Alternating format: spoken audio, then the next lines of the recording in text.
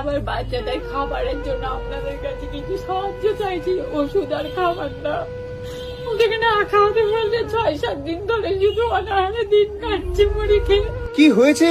আমার স্বামী নেই, আমার বাচ্চাটা থ্যালাসেমিয়া, আমাদের বাড়ির পরিবারে কাজ করার কারোর ক্ষমতা নেই। মানে এই বাচ্চাটার থ্যালাসেমিয়া? হ্যাঁ, আচ্ছা। আমাদের বাবার কাজ করার ক্ষমতা নেই, আমাদের খাওয়া জুটছে না, 6-7 দিন ধরে না খেয়ে আছি, বাচ্চাটার ওষুধ কিনতে পারছি না, আমাদের অবস্থা খুব খারাপ।